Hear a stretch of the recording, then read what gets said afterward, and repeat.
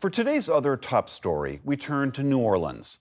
This is the first weekend since an ISIS-inspired Texas man killed more than a dozen people and silenced the city known for its joyous atmosphere. As New Orleans recovers, officials and residents are asking what can be done to better protect their city against brutal acts of terror. Laura Barone Lopez has the latest from Louisiana. Strains of music once again drifted through New Orleans' French Quarter, while bouncers checked IDs and patted people down. But even as people returned to bustling Bourbon Street for its nightlife, bars, and live music, there were reminders of Wednesday's terrorist attack that killed 14 people. Since then, makeshift memorials have sprung up near the site. Flowers, candles, crosses, and notes left for those who died. Earlier, Sarah Colbert, who lives in New Orleans, and her mother, Janelle Colbert, who was visiting from Los Angeles, stopped to pay their respects. They were among the throngs of partygoers who packed Bourbon Street on New Year's Eve and said they missed the attack by an hour. The people here, the victims, were people that we walked amongst, people that we saw. Could have been someone that we saw dancing and admired as we people watched down the street. It's real close to home. We were right there at it. I thought, man, if we would have been here at that time, I was right behind her. Who knows what would have happened? And my heart breaks for the families. They came out here for a good time and they're not going home. It's been 3 days since a terrorist attack stunned New Orleans and the nation, and local officials and residents want answers, asking how clear warning signs were missed.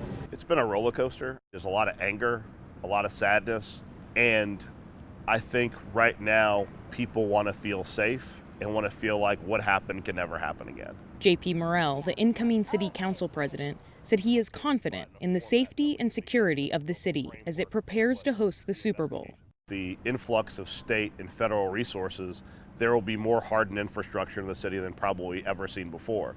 But as a city, we have to really take a deep look and have a deep dive investigation on what went wrong, what things we could have done better, what things were not done correctly, and have a transparent conversation after that investigation as to what occurred. And we're doing that right now. After FBI briefings revealed that the suspect made threatening social media posts hours before the attack, Morrell wants to know why they went unnoticed. What do you think needs to change to make sure that something like this can't happen again? If Facebook and Instagram and every social media platform has an algorithm to shove Amazon ads in my face, I think if someone says, I've been radicalized by ISIS, something should pick up on that. If people can go on the internet in the United States of America and say they're going to perform a terror attack, and there's that much of a delay between that and even a notification to local law enforcement that it's a possibility, it's just jarring. It makes you question how astute and how focused our intelligence gathering is when people want to be safe.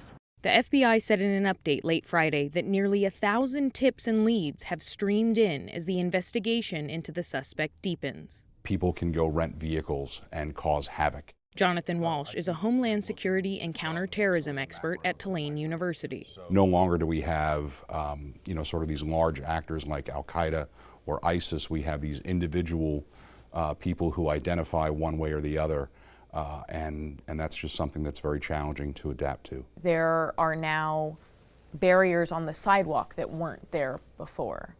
Is that something that you think more cities need to replicate? Having those archer barriers is something that lots of cities can do. It's just a matter of what can we do to make Bourbon Street on New Year's Eve more secure so that the attack doesn't occur there. And that's really the terrible thing about security planning, is that the dedicated adversary, they're going to shoot their shot. What you're trying to do as a security professional is make sure that it doesn't happen at your facility, in your street, or in your city. So that's always the challenge. City Councilman J.P. Morrell acknowledges that the New Year's Day attack will forever change this city's relationship with public safety. We're going to have to deal with the French Quarter in a different way than we've done previously.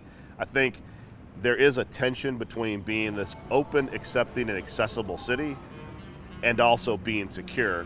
And we can do both, but we have to look at that problem without turning this into a walled encampment.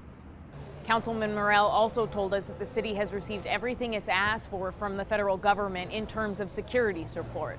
But he wants to see more formalized federal help for impacted families, from hospital bills to mental health treatment. For PBS News Weekend, I'm Laura Barone Lopez in New Orleans.